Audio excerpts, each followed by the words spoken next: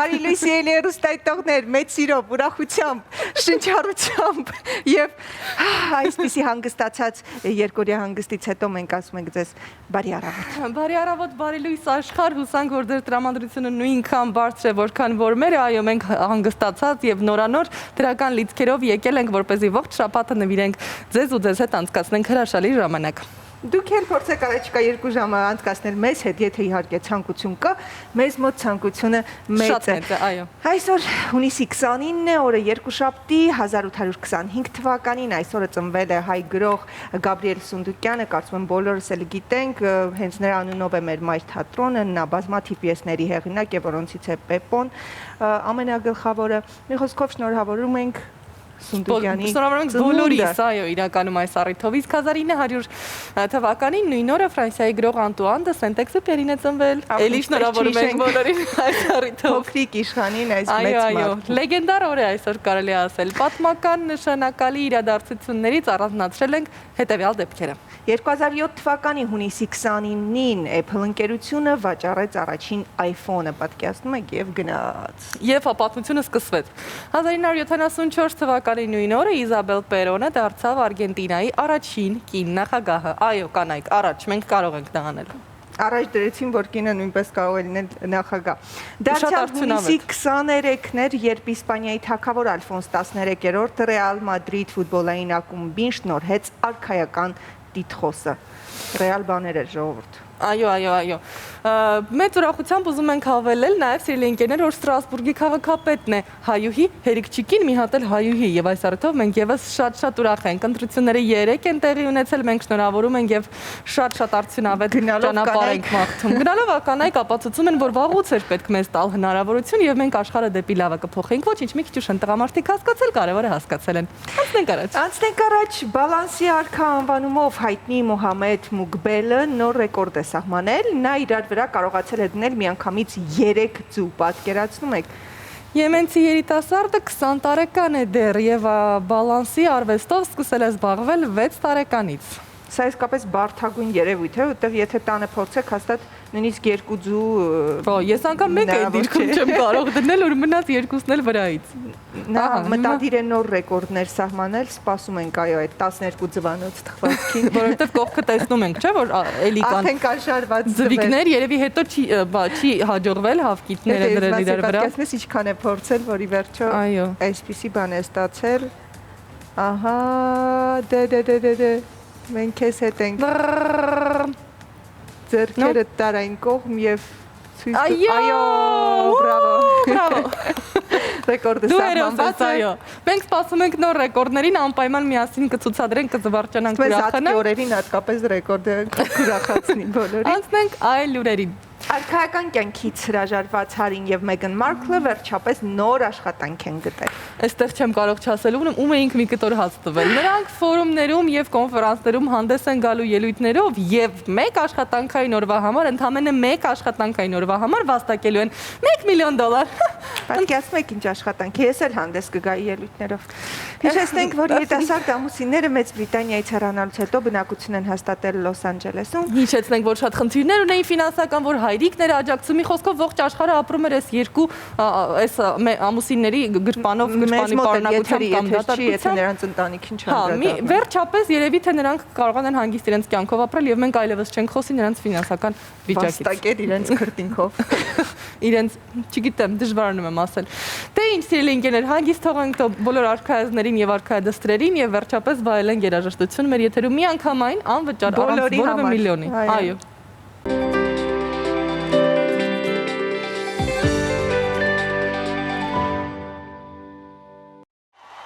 Անչափ շնորհակալություն այս հնարավորության համար, որ առավոտ շուտ մենք կարողացանք կարծես Pink-ի հենց live համերգին ներկա լինել, որտեղ տարբեր կոմպոզիցիաների, ինչպես տեսանք, միքսեր եւ իսկական շոու։ Տեսնես, երբ կգա այն ժամանակը, երբ շոու ծրագրերը շարունակվեն եւ մարդիկ կարողանան գնալ համերգների եւ վայելել իրենց սիրելի արտիստների կատարումները, դե մենք անհամբերությամբ դրան կսպասենք, իսկ մինչ այդ պիտի տեղափոխվենք հիմա Անգլիա։ Անգլիայում անորմալ շոկը բրիտանացիներին մոռացնել է տվել զգուշավորությունը եւ հակահամաճարակային անվտանգության կանոնները։ Նրանք գրոհել են Բրայթոնի Բորմուտի եւ Բրիլինգտոնի ծովափերը իշխանությունների կոչերը առնվազն 2 մետր սոցիալական հեռավորություն պահպանելու մասին անտեսվում են շատ ինտենսիվ։ Օրինակ Բորմուտ ծովափը սկսել է պարզապես չբավարարել հանգստացողներին, քանի որ ոչ միայն տեղի բնակիչներն են եղել արևայրուք ընդունելու, եկել եւ այլ նաեւ Բրիտանիայի այլ բնակավայրերից, ինչպես տեսնում եք, կարծես ոչինչ չկա։ Այո, Մարդիկ եկել են իրենց լավ զգալու։ Այնտեղ կորոնան շրջանցել է այս տարածքը այս մի քանի ժամվա ընթացքում։ Հուսանք, որ բարդություններ հետո չեն լինի առողջության տեսանկյունից։ Հուսանք, որ կիզիչ արևը կսպանի բոլոր տեսակի վիրուսիկներին։ Այո։ Հիմա մնում է միայն հուսալ։ Բայց միայն հուսանք, այո, որտեվ երևի թե դա մի քիչ հնարավոր չէ։ Ամեն դեպքում անցնենք առաջ։ Եթե Վիլնյուսի բնակիչները ծով գնալ չեն կարող, ապա ծովը կգա նրանց մոտ։ Հայտարարել է քաղաքապետ Ռեմիգիուս Շիմաշիուսը եւ խոսքից անցել գործի։ Քաղաքի գլխավոր հրապարակը վերածվել է լողափի, Լուկիշկեսի հրապարակը համապատասխան տեսքի է բերվել, ավազ, ծառուղիներ, արևային պարկելաթոռներ, փրկարարական աշտարակ եւ զգեստափոխման բաժին անգամ։ Այստեղ են ասել, որ իսկապես ծովափն է եկել նրանց մոտ, այցելուները կարող են թե արևայրուք ընդունել, թե վոլեյբոլ խաղալ, ինչպես նաև մոտակայքում գտնվող սրճարաններ այցելել, մի խոսքով ամեն ինչ մարդկանց համար։ Եվ որպեսզի լողափում գտնվելու տպավորությունն առավել լիարժեք դառնա, հրապարակում մեծ վահանակներ են տեղադրվել, որոնցով ցերեկը ծովային ալիքներ եւ դրանց ուղեկցող ձայներ են հեռարձակվում։ Դե իսկ երեկոյան արդեն ֆիլմեր ու համերգներ։ Նույնիսկ մթնոլորտը եւ ձայներն են ստեղծել, որպեսզի մարդ իրեն լիակատար ծովափում զգա։ Մի տեսակ ֆանտաստիկ, բայց իրականության մեջ են հայտնվել բնակիչները։ Ես էլ եմ ուզում, մի քիչ նախանձեցի։ Իսկ ինչու Լիտվայի բնակիչները կերևակայեն, թե ծովում են,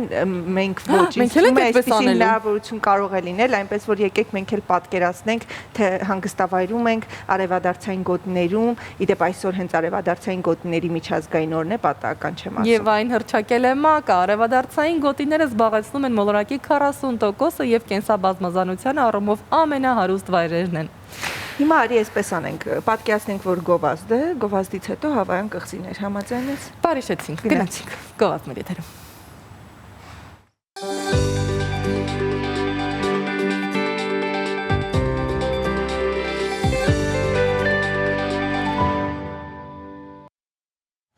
Ինչպես եւ խոստացանք գովազդից առաջ, այս պայն մոլորակի շուրջ էջի օգնությամբ մենք կարող ենք պատկերացնել, որ գտնվում ենք Հավայան կղզիներում եւ հուսանք նաեւ գեղեցիկ արևայրուքով կվերադառնանք։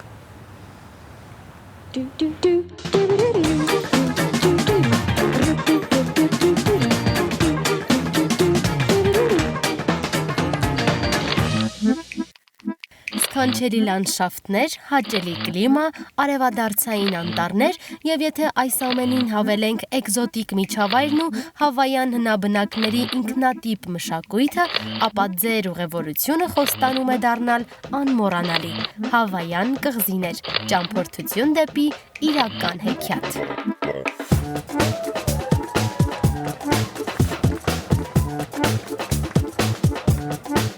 Աշխարհագրական առումով երկրագնդի ամենամեկուսի վայրերից մեկը Հավայան կղզիներ եւ դժվար է ասել աշխարհին երբ հայտնի կդառնային Խաղաղ օվկիանոսում լողացող այս դրախտավայրերը, եթե 1778 թվականի հունվարի 18-ին բրիտանացի հետազոտող ծովագնաց Ջեյմս Կուկը չբացահայտեր դրանք։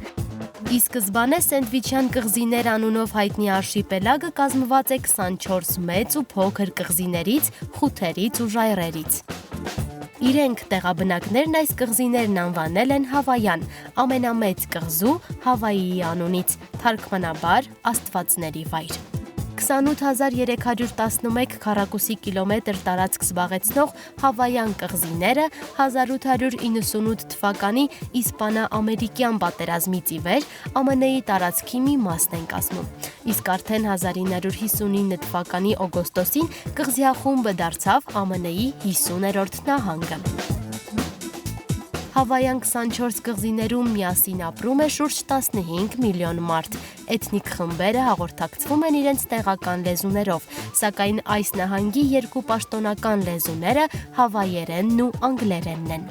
Արևադարձային կլիմայով Հավայան կղզիները պարզապես ապշեցնում են իրենց բազմազան լանդշաֆտներով դրախտային լողափերից մինչև արևադարձային խոնավ ու թավուտ անտառներ, տափաստաններից մինչև սավանաներ։ Սակայն ամենից տպավորիչը Հավայան հրաբուխներ ազգային պարկն է Հավայի կղզում։ Մոունա Լոա եւ Կիլաոեա հրաբուխներն ու հոսող լավաները աներևակայելի բնապատկերներ են ստեղծում, որքան էլ զարմանալի է, Հավայան հրաբուխներ ազգային այգում լի են հետիոտնային արահետները, որոնք անկրկնելի զգացողություններ են ապահովում էքստրեմալ տուրիզմի սիրահար զբոսաշրջիկների համար։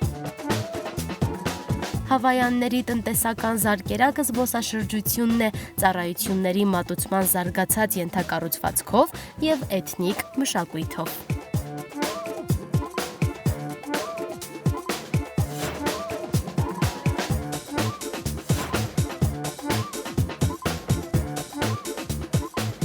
Կղզի, որտեղ նկարահանվել է Կորուսյալները հայտնի հեռուստասերիալը։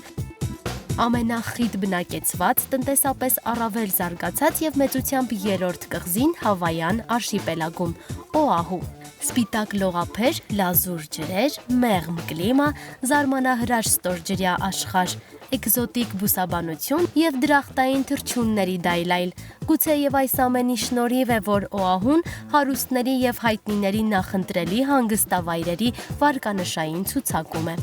Իդեպ Օահույում ափամերձ հատվածը 366 կիլոմետր է։ Կղզում ամենաբարձր կետը ծովի մակարդակից բարձր է 1220 մետր։ Կղզու աներևակայելի գեղեցկությունը վայելելու ամենահասանելի կետը սակայն Հայկու արահետն է, առավել հայտնի որպես աստիճան դեպի երկինք։ Դեպի վեր ձգվող 3922 աստիճաններին ներքևից նայելիս թվում է դրանք իսկապես կհասցնեն ձեզ երկինք։ Տարվա զգալի մասը մառախուղով պարուրված աստիճանները սկզբնապես եղել են փայտից, այնուհետև որպես գրավիչ եւ հետաքրքիր զբոսաշրջային վայր վերակառուցվել են, փոխարինվել երկաթով, արժենալով $875,000։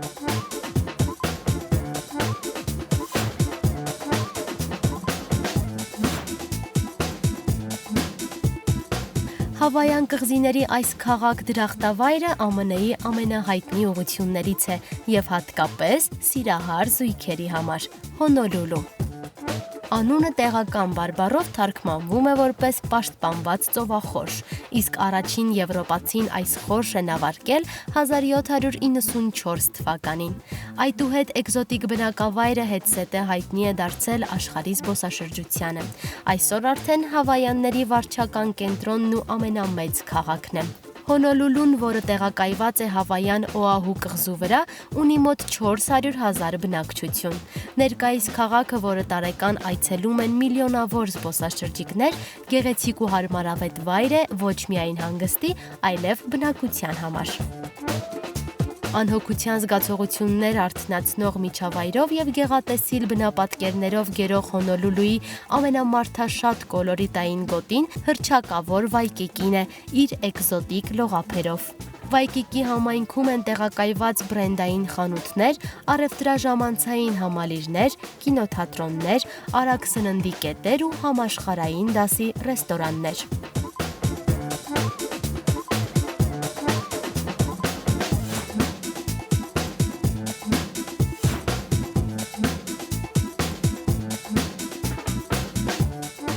Իր հեքիաթային բնությամբ եւ արևադարձային անտառներով կանչող Մաուի կղզին մեծությամբ երկրորդն է եւ ամենաայցելվողներից մեկը Հավայան կղզիներում։ Ինչպես Հավայան կղզիներից շատերը, այն եւս հրաբխային ծագում ունի։ Մաուի կղզու գեղեցկությունը քիչ հեռվից տեսնել եւ դրանով հիանալ կարելի է նաեւ նավարկության միջոցով։ Զարմանալի է, բայց կղզուն հայտնիություն բերող թիվ 1 գրավչությունը սքանչելի արևածագն է։ Այս երևույթով հիացած հայտնիների շարքում էր նաև ամերիկացի գրող Մարկ Տվենը, որը Մաուիի արևածագը տեսնելուց հետո ասել էր. «Սա կյանքումս տեսած ամենատպավորիչ վայրերից է։ Արևածագին հետևելու լավագույն վայրերից է Հալեակալա ազգային պարկը։ Ամենաբարձր գագաթը, որի մուտքի տոմսը պետք է ձեռք բերել մոտ 2 ամիս առաջ։ $20, որը ներառում է նաև այցելուներին դեպի դիտման տարածք հասցնող մեքենան։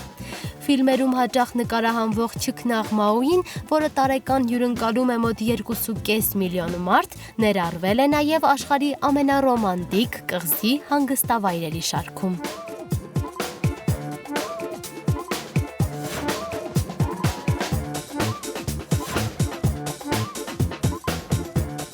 Մասնագետներից շատերը պնդում են, հավայան կղզիներն իրականում հսկայական հրաբուխների մի շղթա է։ Յուրաքանչյուր հրաբուխի ժայթքմանը զուգընթաց կղզիներն ընդլայնվում եւ փոփոխում են իրենց ձևը։ Ամենաարտասովոր հրաբխային կղզիներից մեկն էլ Մոլոկային է, որն ապշեցնում է իր լանդշաֆտների բազմազանությամբ եւ գեղեցկությամբ։ 670 քառակուսի կիլոմետր տարածք զբաղեցնող կղզում բնակիչների թիվը չի գերազանցում 8000-ը։ Նրանց հիմնական եկամտի աղբյուրը զբոսաշրջությունն է, գյուղատնտեսությունն ու անասնապահությունը։ Կղզու հյուրերի համար էթնիկ տեղաբնակները հաճախ են ուրախ եւ կոլորիտային երեկույթներ կազմակերպում, հրավիրում ընտանեկան խնջույքներ, հյուրասիրելով ավանդական էկզոտիկ ուտեստներ եւ իհարկե անպայման կազմակերպում են ճանաչողական արշավներ։ Մոլոկայի կղզին ամենաայցելվողը կամ ամենահայտնին չէ հավայանների շարքում, բայց հենց սա են անվանում նահանգի թաքնված հրաշալիքը։ Մոլոկային տարբերվում է իր թավուտ անտառներով եւ լեռնային հովիտներով։ Այն համարվում է հավայան էնդեմիկ բուսատեսակների եւ կենդանատեսակների բնօրանն։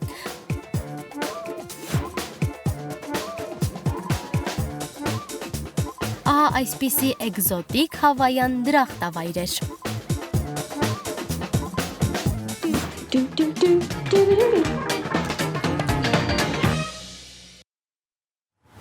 Իրոք որ հեքիաթային դրախտավայրեր են, հուսանք, որ կընձեռնի հնարավորություն որոշ ժամանակ անց են տեղ լինելու, իսկ մինչ այդ եկեք ուսումնասիրենք ու բացահայտենք մեր սիրելի հայրենիքը, յուրաքանչյուրս մեր երկրում եւ իհարկե դրանից հետո նոր սկսենք բացահայտել աշխարհը։ Իսկ այժմ մի քիչ ցավալի նորություններ, ոչ այնքան հաճելի, Հնդկաստանի Բիհար եւ Ութար Պրադեշ նահանգներում 110 մարդ մահացել է կայծակի հարվածից,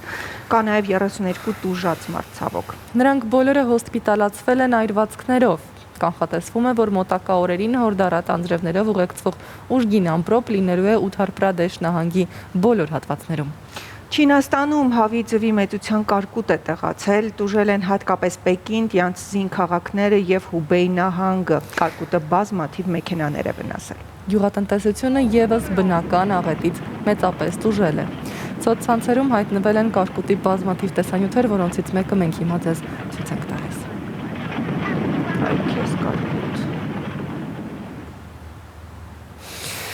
Իրականում այո, բնությունը կարծես թե շարունակում է պայքարել մեր դեմ, հուսանք, որ Հայաստանը դեռ շրջանցում է բնությունը, չի պայքարում մեր դեմ, իսկ թե ինչ եղանակ է սպասվում մեզ մոտ, Մերին եկել է պատմելու։ Բարի լույս, Մերի։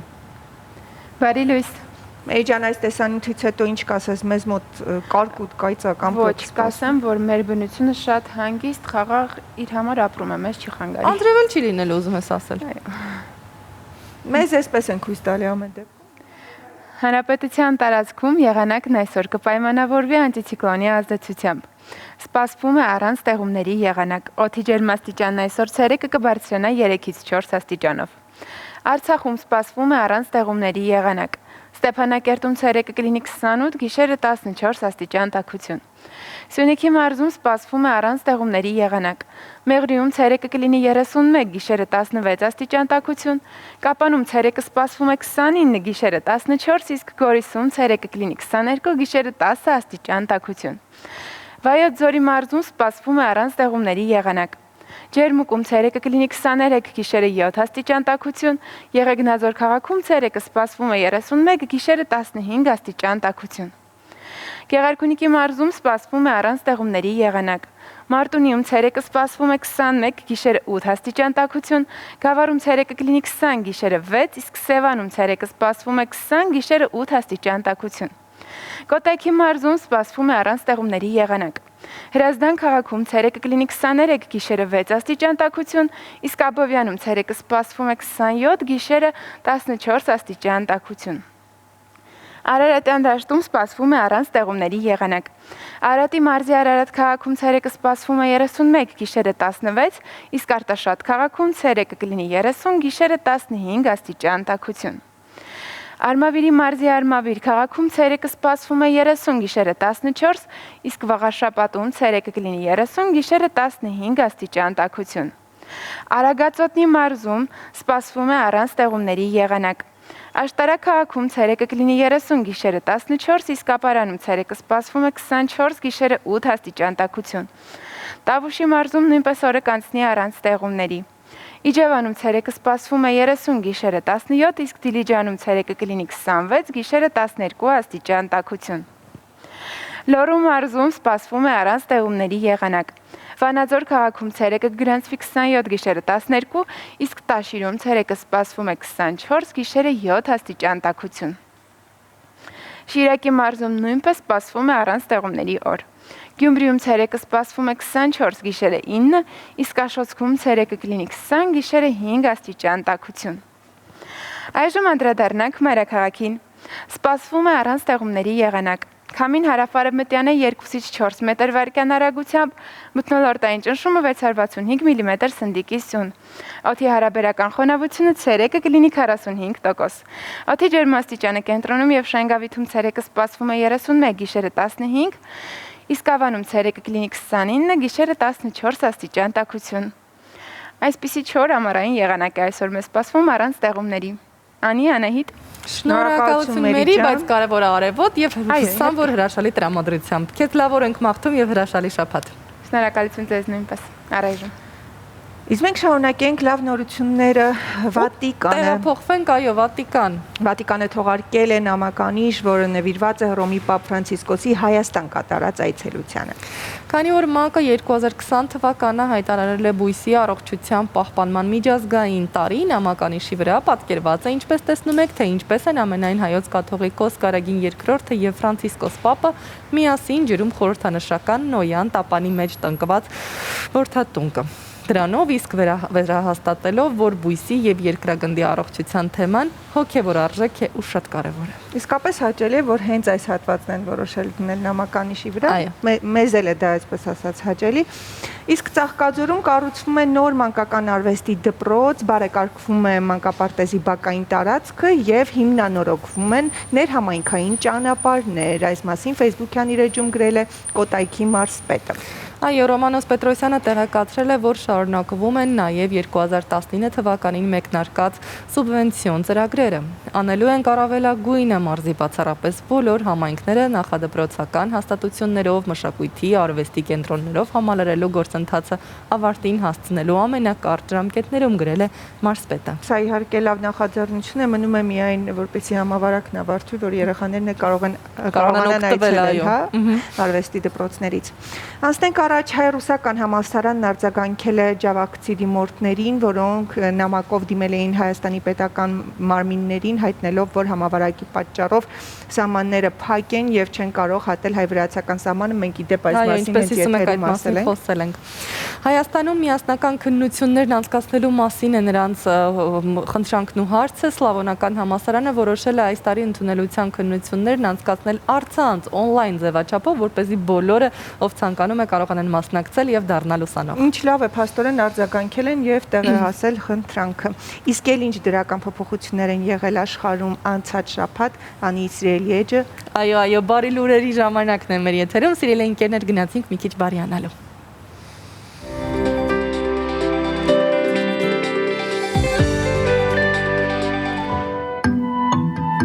Բարև երկուշաբթի, քանի դեռ չեք հասցրել համացանցում փնտրել ու գտնել հերթական ավտովթարի կամ ահաբեկչության մասին լուրը, մենք ձեզ կպատմենք անցնող շաբաթվա ամենադրական, բարի եւ ոգևորող դեպքերի եւ հերոսների մասին։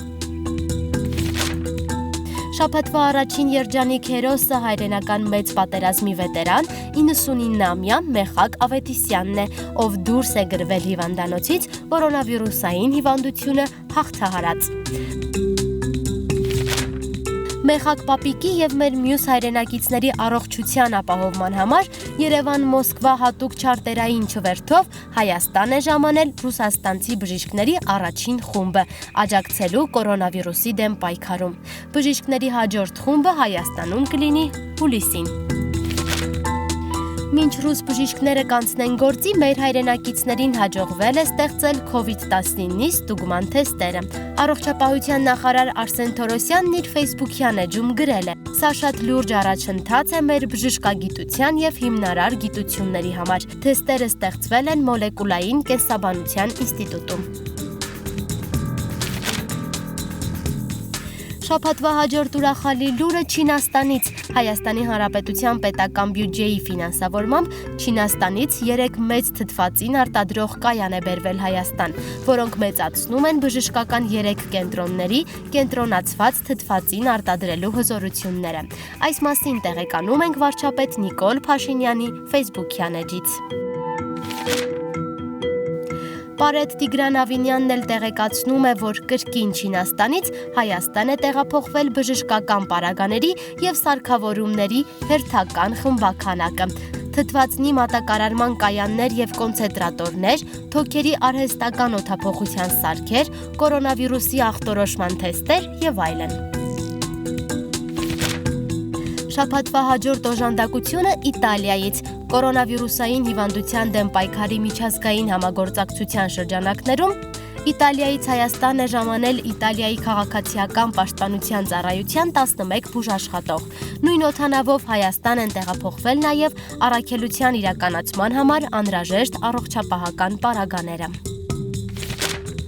Կորոնավիրուսի դեմ պայքարելու քայլերի հետ մեկտեղ կառավարությունը իրականացնում է սոցիալական աջակցության ծրագրեր։ Այս մեկը կրկին առավել տուժած 12 ոլորտների համար է, որոնց վարձու աշխատակիցներն ու անհատ ձեռնարկատերերը կստանան սոցիալական աջակցություն նվազագույն աշխատավարձի չափով։ Ուրախալի նորությունները հասել են նաև Լոռու, Տավուշի և Շիրակի մարզի խոցելի երեխաներին։ Հեռավար կրթությունն իրականացնելու նպատակով նրանց տրվել է 370 նոր պլանշետ։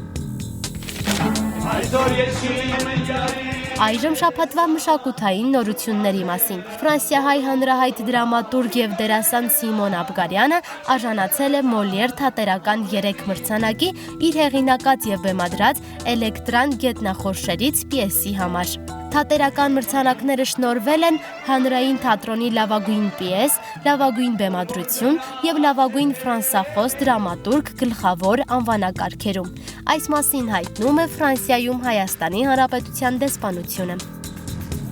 Եվ վերջում շաբաթն ամփոփենք մեր չորքոտանի բարեկամների հանդեպ ցուցաբերած մարդկային բարձր վերաբերմունքով։ Ահա թե ինչպես է շունը հաճույքով ջուր խմում այս մարդու ձեռքից։ Այսպիսին էր շաբաթը մեր բարի և ուրախ հեռատակի տեսադաշտից։ Ձեզ մնում է միայն ուրախության և բարության չափաբաժինն ավելացնել ընթացիկ շաբաթվա բոլոր օրերին։ Աննա Գարեգինյան, Սնեժանա Չալյան, Առավոտը շանթում։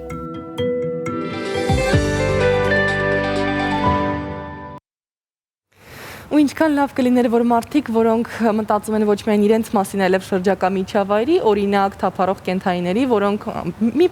մի քիչ ջրի կամ մի կտոր հացի կարիք ունեն, այդպիսի մարդիկ շատ լինեին։ Եվ հաստատ կհայտնվեք մեր բարի լուրերի եթերում։ Մեր խոսքով բարությամբ լցնենք աշխարհը, իսկ այս պահին բարի գովաստ մեր եթերում։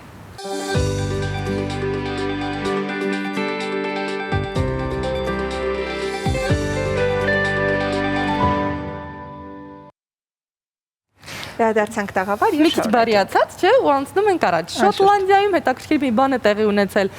Արբրոդ քաղաքում 1 ֆունտով գոթական ոճի երկհարկանի մեծ առանձնատուն է վաճառվում։ Չնայած ցածր գնի, գնորդներ չկան, քանի որ առանձնատան վերակառուցման համար բավականին խոշոր գումար կպահանջվի։ Բայց գեղեցիկ է։ Տեսեք ինչ հրաշք է իսկապես, առանձնատունը փլուզման վտանգի տակ գտնվող ճարտարապետական կառույց է, ամրոցը կառուցվել է 19-րդ դարում։ Այն վաճառվում է 1 ֆունտով ընդամենը, բայց մի պայմանով, որ այն մարդը ով կգնի, կվերանորոգի, կվերականգնի։ Միանշանակ, իսկ դա շատ մեծ ծախսերի հետ է կապված, այնպես որ դա միայն արտաքինից է երևում 1 ֆունտ։ Մինչ երկրորդ համաշխարհային պատերազմը այստեղ հյուրանոց է եղել, հետո վերածվել է մանկատան։ Փորձագետները հույս ունեն, որ առանձնատան նոր սեփականատերերը կկարողանան վերականգնել դրա գեղեցկությունը, աճուրդը կավարտվի հուլիսի 17-ին։ Այնպես որ բոլոր նրանք, ովքեր կարծում են, որ կարող են այս խնդիրը լուծել, ապա սիրով հրավիրում ենք ձեզ գոթական աշխարհ։ 1 ֆունտ եւ վերանորոգում։ Կարծում ենք նորոգման դեպքում այն կդառնա զբոսաշրջային հայտնի վայր առնվազն գոնե ներքին զբոսաշրջիկների համար։ Միանշանակ, ներքին туриզմը շատ երկրների համար այս տարի հիմնական հեռանկարն է, Հայաստանը այդ շարքում նույնպես գիտենք կրկին հարգելի պատճառներով։ Իդեպ Եվրոնյուզը հրապարակել է այն երկրների նախնական ցանկը,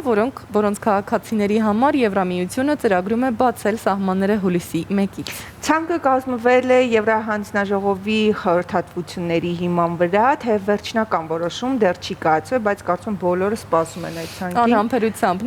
նախնական ցանկում չկան ԱՄՆ-ն, Բրազիլիան, Ռուսաստանը, որոնք կորոնավիրուսով վարակվածների թվում առաջատարն են աշխարհում։ Հայաստանը եւս բնականաբար այսպես կոչված կարմիր վտանգավոր գոտում է, ուստի մեզ մնում է բավարարվել մեր երկրի տեսարժան վայրերով, բավարարվել որն է, վայելել դրանք։ Ներգնատուրիզմ։ Շատ գեղեցիկ են ու հետաքրքիր եւ հաջորդ տեսանյութը հենց այս մասին է, ներգնատուրիզմը բացահայտում ենք միասին։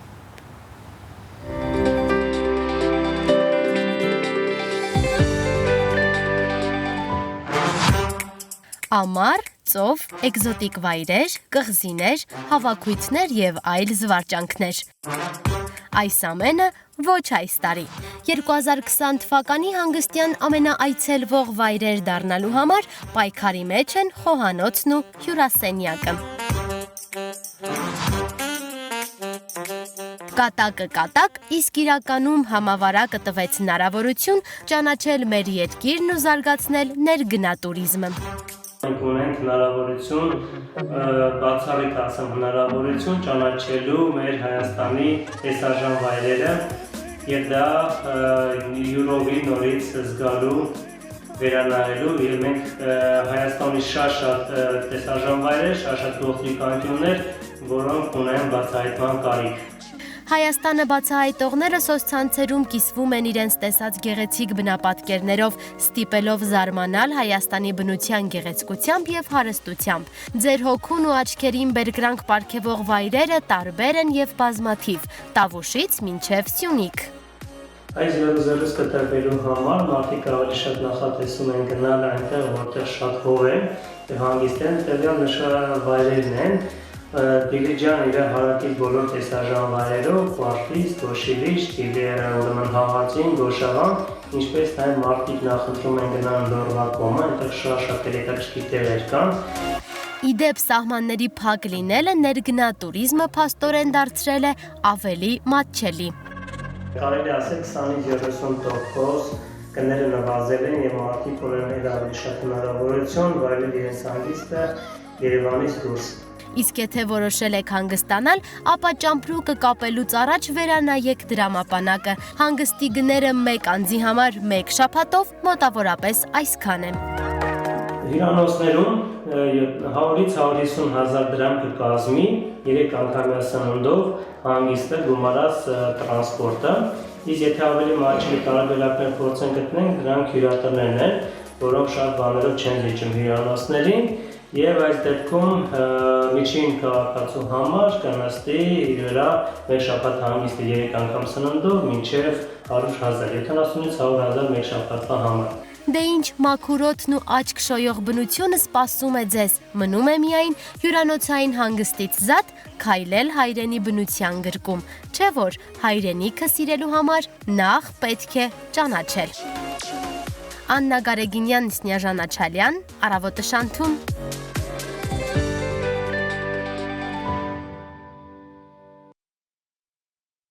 Կարծում եմ թեման շատ կարևոր է, արդիական է եւ կարող ենք այն շարունակել հենց հյուրի հետ, ով արդեն տեսակապի միջոցով միացել է մեզ, շտապեմ ներկայացնել այսօր մեր հյուրն է ազգագրագետ, մշակութաբան Ռուզաննա Ծատուրյանը եւ նրա հետ կխոսենք այս թեմայի մասին։ Բարև ձեզ, Տիկին Ծատուրյան։ Բարի լույս, այո, թեման շատ ակտուալ է, այս տարի բոլորս հասկանում ենք, որ Հայաստանում եւս զարգանալու է ներգնատուրիզմը, որքանով ենք մենք դրան պատրաստ եւ ինչ աշխատանքներ են հիմա արդեն արվել եւ դեռ արվում, որպեսզի հնարավորինս հարմարավետ ու լավ պայմաններ առաջարկվեն այո մարդկանց ու նաեւ լինի անվտանգ, ինչ խոսք։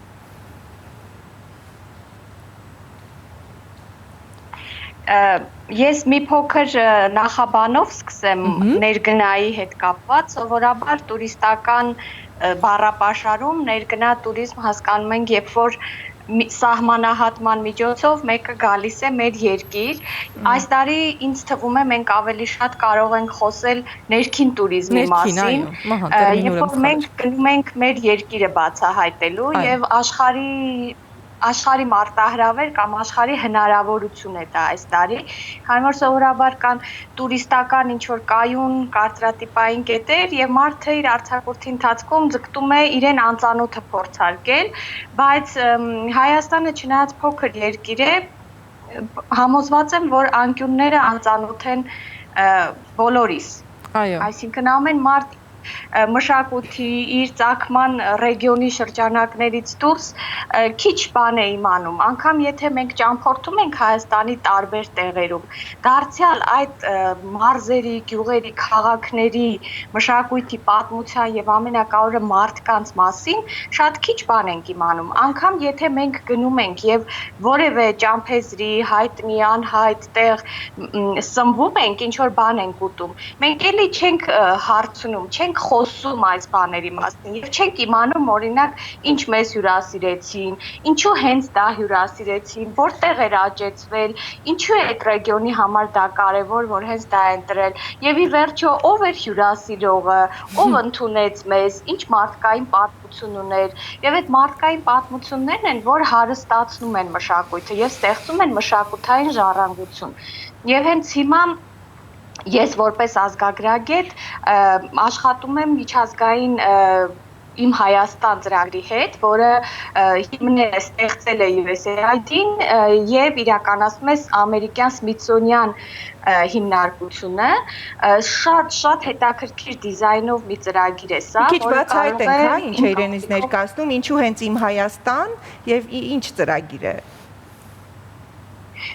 Հա իմ կարծիքով ինքը կարող է շատ մոդելային դառնալ Հայաստանի մշակութային ժառանգությունը ներկայացնող տուրիստական քաղաքականության համար։ Իմ Հայաստան բառն էլ հուշում է, էլի, իմ Հայաստանն է, այսինքն ո՞րն է այդ իմ Հայաստանը, ամեն անկյունը, ամեն ռեգիոնը, ամեն մարդը, ով կրում է ինչ-որ մի մշակույթ եւ հպարտար դրանով եւ ուզում է կիսվել դրանով։ Այսինքն մեր մարզերում սա հիմնականում մարզային մշակութային ժառանգությունը բացահայտող տուրիստական ծրագիր է։ Մարզային մշակութային ժառանգություն դա կլինի արհեստագործություն, դա կլինի գաստրոտուրիզմ, կլինի արշավներ, բնության մեջ եւ հաջորդ կարևոր կոմպոնենտը տեղական փառատոներ։ Իսկ ինչու ազգագրագետ, որտեղ սովորաբար ազգագրագետները այս գործերում չեն դիտարկվում, նրանք համարվում են ինչ-որ գիտության մարդիկ։ Սա մեզ համարել էր մեր հնագիտության եւ ազգագրության ինստիտուտի համար որպես գործընկեր կողմ շատ լավ հնարավորություններ կիրառական տեսնելու մեր գիտելիքը։ Այսինքն սխեման այսպեսին է ծրագրի։ Ընտրվում են մարզերում տուրիստական առաջարկներ, որոնք ուզում են տեղական մշակութային ժառանգությունը ներկայացնել եւ բացի իմ Հայաստան ծրագրի մարքեթինգային կարողությունների զարգացման, շուկա դուրսբերման եւ այս կարգի կարեւոր բաղադրիչներից ազգագրագետների թիմը միանում է այս ծրագրին եւ օգնում ենք, որ ամեն մեկի առաջարկը համահունչ լինի այդ ռեգիոնին։ Օրինակ ցանկացած այցելու, որ գալիս է Հայաստան, ինքը գիտի, որ լավաշն է այստեղի հացը։ Կամ Հայաստանում էլ, որ մենք ասում ենք լավաշ, շատ էլ չենք պատկերացնում, որ դա ունի ռեգիոնալ բազմազանություններ, նրբերանգներ, որ միգուցե եթե այնպես խոսեինք էական չէր, բայց որպեսզի այցելություն կատարենք եւ այդ ռեգիոնը դրանով իմանանք, էական է դառնում։ Միտեղ թորնիրները մեծ են, միտեղ կարճ են, միտեղ փռի հաց է, միտեղ այնպիսի հաց է, որ այնպիսի փուռ է, որ Հայաստանում ոչ միտեղ չկա։ Այսինքն այս յուրահատկությունների, նշությունների պատմությունը ներկայացնելու մասին է խոսքը։ Այո, եւ մի օրինակ էլ ասեմ, հա, մենք գնում ենք Տավուշի մարզ, Իջևան ենք գնում կամ չգիտեմ, Տավուշի մարզ ենք գնում, այնտեղ բոլոր մեր շատ պիկնիկներ սիրող մարդիկ գիտեն, ասում են այնտեղ խոզի միսի խորովածը շատ համով է, հա, այնպեսի օրինակներ են բերում, որ բոլոր մարդկանց հոգիներին կպնի այդ, բայց օրինակ ինչու է հենց այնտեղի խոզի միսը հայտնի, հա, ազգագրագետը հուշում է, որ շատ լավ, հուշում է, բացատրում է, այո, եւ բացում է փակագծերը, բայց նայեք հարց է առաջանում, մենք ազգագրագետներ ունենք, մենք ունենք մշակութաբաններ, հրաշալի մասնագետներ եւ մենք ունենք մշակույթ, մշակութաբանը բացահայտում է այս մշակույթը։ Smithsonian ինստիտուտի դերը որն է, ինչ է անում այն, կամ ինչու մենք ունենք առհասարակ դրսից որևէ մեկի օգնության կարիքը էս գործում։ Smithsonian ինստիտուտը Հայաստանի հետ կապվել է, քանի որ 2018 թվականին մենք Հայաստանը ներկայացրեցինք Smithsonian տարեկան Folklife Festival ծրագրում, փառատոնին, որը աշխարհով շատ հայտնի փառատոն է։ Ես Smithsonian ինստիտուտը մշակութային ժառանգության պահպանության մեթոդաբանական արդեն մշակված մոդելներ ունի։ Դրանցից ամենակարևորը տեղական մշակութային ժառանգությունը իր տեղանքում, իր տարածքում, իր մարդկանցով հարգելն է եւ փառաբանելը։ Այսինքն իրենց մեթոդով, այո, մենք օգտվելու ենք իրենց մեթոդից եւ գործիքակազմից, որպեսզի այս process-ն ավելի արագ ու մատչելի դարձնենք հանրության համար։ Հա, այս մեթոդը այնպես չի, որ յուրահատուկ բան է, սա ընդհանրապես թե ՅՈՒՆԵՍԿՕ-ի, թե միջազգային օրակարգի մեթոդն է, հարգել տեղական մշակութային ժառանգությունը, ամեն ջանք գործադրել չվնասելու համար, այնքան տուրիստական առաջարկներում այնպես անել, որ դրանք հնարավորինս քիչ առևտրայնացվեն, մարդիկ պահպանեն կապը եւ հարգանքը եւ սերունդների փոխանցման համար նաեւ պայմաններ ու հետաքրքրություն։ Տիկին Ծատուրյան, եկեք մի փոքր ավելի մատչելի դարձնենք հեռուստադիտողի համար, որպեսզի ամբողջ ընթացքը հասկանալի դառնա։ Ես մարզկենտրոն եմ կամ գյուղապետարան եմ եւ դիմում եմ ձեզ օրինակ, հա, հիմա կասեք թե ում եւ ինչպես, որպեսզի ներկայացնեմ իմ ծրագիրը։ Քննարկում են մարդիկ, ծրագիրը հաստատվում է, որոշակի փոփոխություններ են արվում եւ այլն մշակութաբանների, հա, կողմից քննարկման արդյունքում, հետո ինչ է լինում։ Ինչպես են մարդիկ, որոնք չգիտեմ, հաշարքային քաղաքացիները դառնում են ծրագրի մաս, մի քիչ այս մասին, հա։ Մարզպետարանների կամ քաղաքականության հետ աշխատող ծրագիր չի։ Սա արդեն 4-րդ տարին է, իրենք հայտարարություն են տալիս, ասում են, եթե ունեք հետաքրքիր տուրիստական առաջարկներ, դիմեք։ Մեկը կարող է դիմում է, ասում է, ես ուզում եմ հյուրեր ընդունեմ եւ իրենց ցույց տամ տեղական հաց թխելը։ Մեկն ասում է, ես ուզում եմ շարքային քաղաքացիներն են փաստորեն դիմում հայտ ներկայացնում։ Այո, ռեգիոնների, մարզերի բնակիչները, ովքեր հպարտանում են իրենց արածով, իրենց տեղական ժառանգությունը գիտեն եւ այստեղ ազգագրագետների թիմը կամուրջ է դառնում այս մարդկանց առաջարկը կապել իրենց համայնքի սովորույթներին, ավելի լայն կապել Հայաստանի պատմությանը, առանձնահատկություններին եւ դա դիրքավորել միջազգային շուկային հասկանալի լեզվով։ Շատ լավ, իսկ ես մարդ, որ ապրում է միանգամայն այլ համայնքում, գյուղում, քաղաքում, ինչպես եմ իմանում այս ծրագրի, այս հասցեի, այս վայրի մասին, որը որ իրականացնում է հրաշալի մշակութային ծրագիր։ Իմ Հայաստանը հիմա ճիշտ ասած ես որպես ազգագրագետ պիտի խոսեմ իմ Հայաստան ծրագրի մասին, որի այսպես կայուն թիմի անդամ չեմ, այլ խորհրդատվություն իրականացնող, բայց իրենք ունեն լայն հանրահռչակման քաղաքականություն, սոցիալական մեդիաներով հայտարարություններով եւ այսպես շատ դիմում են, շատ հայտնի է, շատ տեսանելի է։ Ես ինչու եմ այս ծրագիրը նաեւ շատ կարեւորում, որովհետեւ ինքը հիմնված է հետազոտության վրա։ Այսինքն հետազոտահենք է, այսինքն համադրում է գիտական մեթոդներով, ստեղծում է հանրամատչելի տուրիստական առաջարկ։ Շատ լավ, ինվորմացիայում նաև գրված էր, որ փաստաթղթավորվում են պարերը, ճարտարապետությունը, մշակութային մի շարք օբյեկտներ, ինչպես է սա արվում, արդյոք արդեն կա արված որոշակի աշխատանք և ինչ է սպասվում առաջիկայում սրա շրջանակներում։ Շատ կարևոր հարց տվեցիք, որտեղ այնուամենայնիվ ազգագրագետի թիմը արդեն 4-րդ տարին է Հայաստանի բոլոր ռեգիոններում այս ծրագրի համար իրականացնում են հետազոտություններ եւ ուսումնասիրություններ եւ ահռելի քանակի նյութ է նախապատրաստվել։ Առաջինը, որ ենթադրում ենք, դա առաջիկայում պիտի հրատարակվի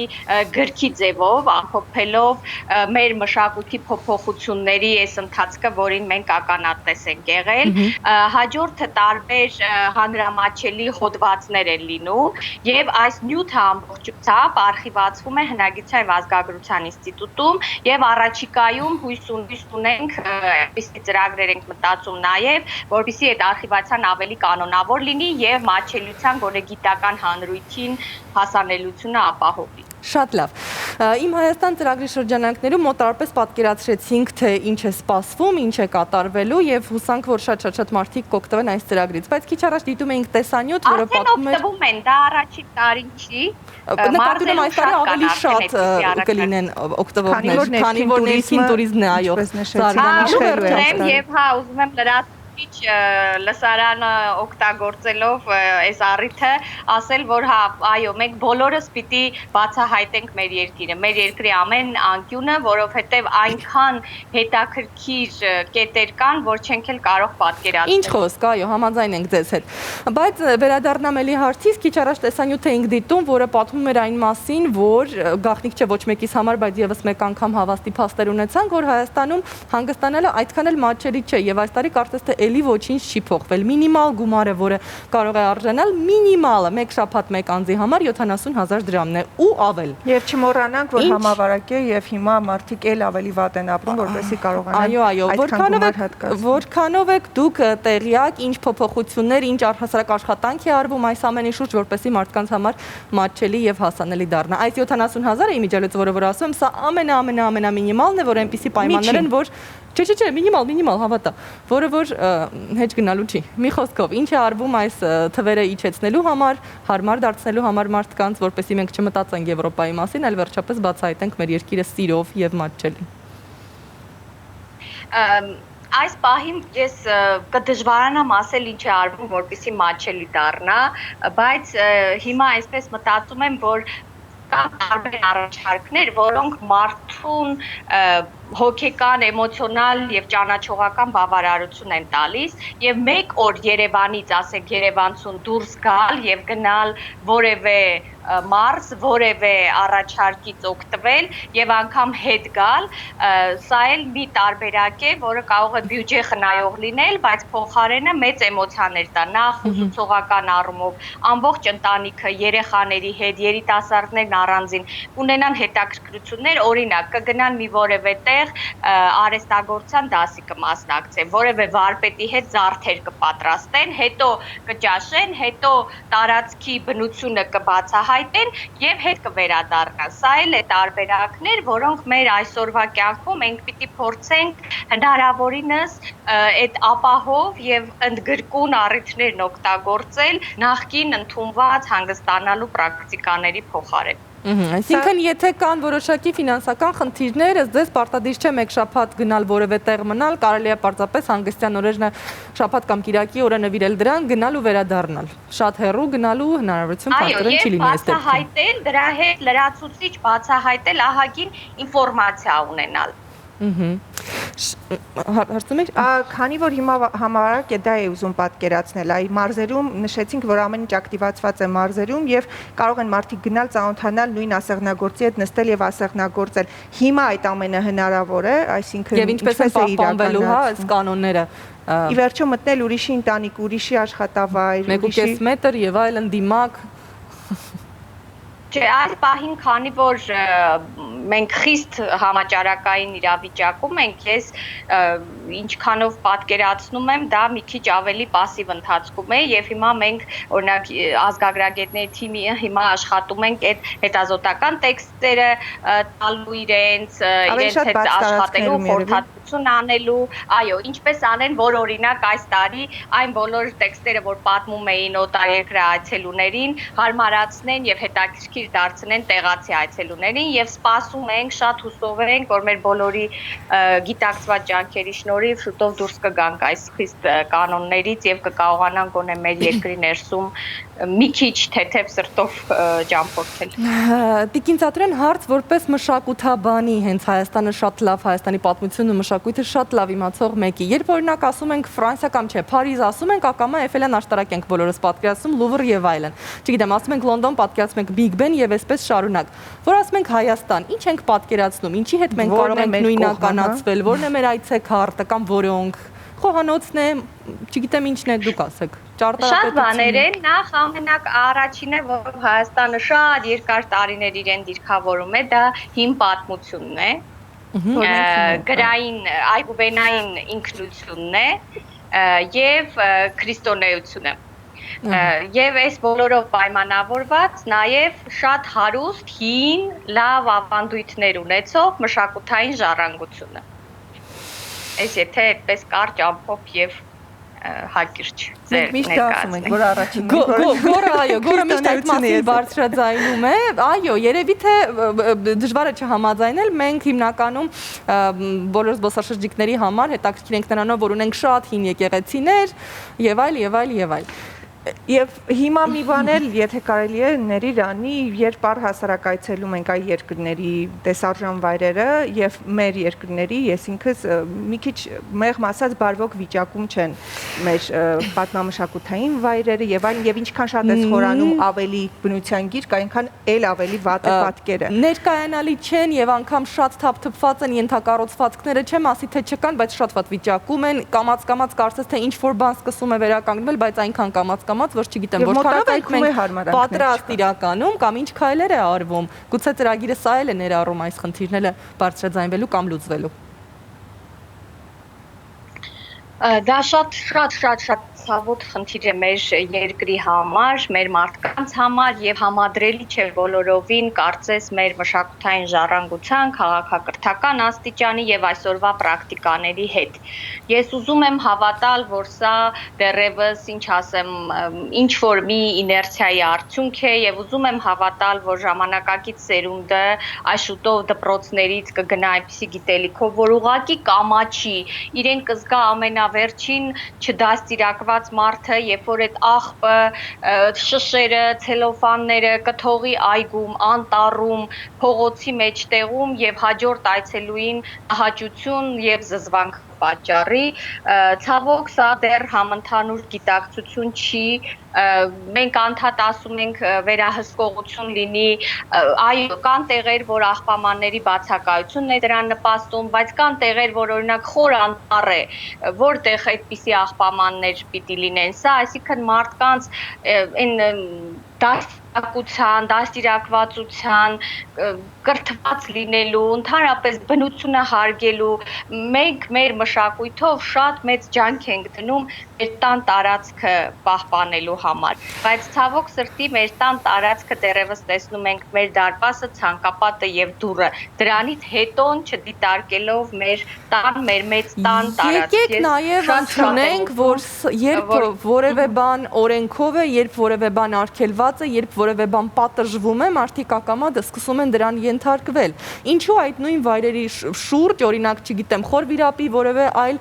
վայրի, որը իրականում տուրիստական գոտի է համարվում, ինչու չլինեն ոստիկաններ, չլինեն արգելող նշաններ, չտուգանվեն մարդիկ, ինչու սա չկա եւ մենք անդադար ասում ենք, որ մարդիկ պիտի ինքնուրույն հասնեն այդ գիտակցության, ինչպես տեսնում ենք չեն հասնում այդ գիտակցության։ Հապա ինչու չի լուծվում ճանապարհը մի քիչ ավելի խիստ, խնդիրը ավելի խիստ ճանապարհով։ Դա է կարևոր,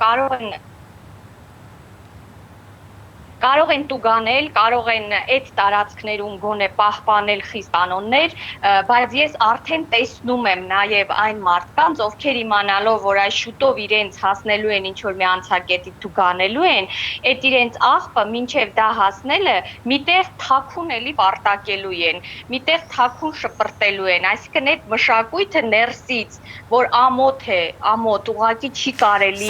այբուբեն ունեցող, ինչ ասեմ, քրիստոնյա իրեն ընկալող, քաղաքակիրթ համարող մարդը երբևէ չի կարող իր մեքենայից խմած կոլայի շիշը թաքուն գցել ինչ-որ մի ձորակում։ Դա խոսում է նրա մասին, որ ինքը վախկոտ իրավիճակը չկարգավորող, ինչ-որ բան անդադ մեկից թաքցնող, գողացող, պահող եւ այսպիսի անինքնաբուխ։ Մենք բազմաթիվ անգամներ խոսել ենք այդ մասին, որ որպեսզի մաքրելու կարիք չլինի, պետք է չախտոտենք պարզապես, խնդիրն այս է։ Բայց նաև խոսքը գնում էր ոչ միայն աղբի մասին, այլ առհասարակ մեր պատմամշակութային վայրի տեսքը այդ տարիները ավելի շատ ռեստավրացիայի միջոցով ցույց տալու եւ ոչ թե պարզապես վերանորոգելու օրինակ։ Ունեցածը ճիշտ ներկայացնելու մասին է, հա, նաև խոսքը, որովհետև մենք շատ բան կարող ենք իմանալ մեր պատմության մշակույթի մասին։ Օրինակ, ներողություն եմ խնդրում, Էրեբունի Բերդամրոցը որքանով այն կարևոր դեր ունի ու Երևանի վկայագիրն է իրականում, գիտենք, չասեմ մենք հայերս միայն, բայց ամեն դեպքում շատ քիչ մարդիկ եւ մենք այնինչ ունենք չենք կարողանում ճիշտ ներկայացնել։ Սրա մասին է ավելի շատ նաև հարցը։ Տվյալ դեպքում Էրեբունի ամրոցը ինձ թվում է հիմա համեմատաբար ավելի լավ վիճակում է, որտեղ այնտեղ շատ կարևոր փոփոխություններ են տեղի ունենում Էրեբունի ամրոցի սիստեմի մեջ մտնող կարմիր բլուր, վայրն է անգամ բացահայտվում, այն որը մենք տասնամյակներ շարունակ դասագրքերում կարդացել ենք, բայց չգիտեինք էլ տեղը որտեղ է, գոնե աղբից է ազատվում, ինչ որ բան, բայց համաձայն եմ մշակութային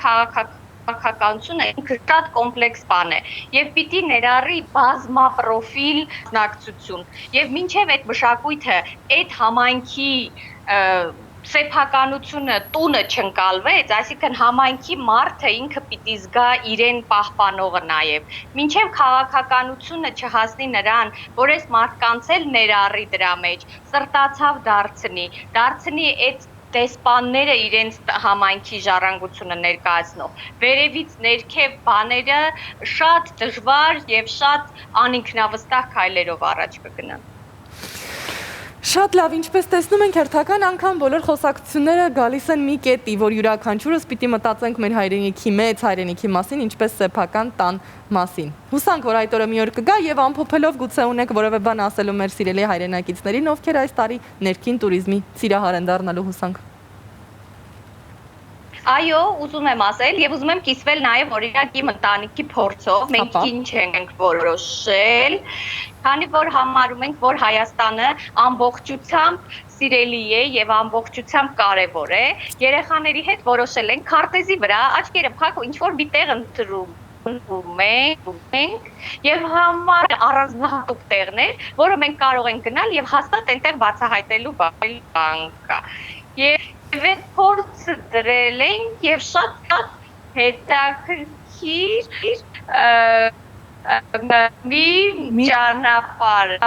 դա։ Մի փոքր կապի հետ կապված խնդիրներ ունենք, բայց կարծում եմ հրաշալի գաղափար է։ Իհարկե կարող եք ձեր հնարավորությունները ելնելով այդ քարտեզի գծերի տեղը։ Մենք ձեր շնորհակալություն ենք հայտնում։ Մի փոքր կապի հետ կապված խնդիր կա։ Ես պարզապես հիշեցնեմ, որ այսօր մեր հյուրն էր ազգագրագետ մշակութաբան Ռուզաննա Ծատուրյանը։ Եվ առաջարկում ենք բոլորիս հետևել Տիկին Ծատուրյանի ընտանիքի այո օրինակին ու միասին բացահայտել մեր սիրելի հայրենիքը։ Շնորհակալություն եւս մեկ անգամ։ Վերցնում եք Հայաստանի քարտեզը, սիրելիներս, աչքերդ փակ դնում եք որևէ կետի վրա, փորձում եք բացահայտել եւ ընտանիքով մեկնում եք հենց այնտեղ։ Իսկ մենք սիրելի ընկերներ, շարունակելով թեման, ուզում ենք հենց հիմա միասին շարունակել բացահայտել Հայաստանը, այս անգամ ազգային պարկերի տեսքով։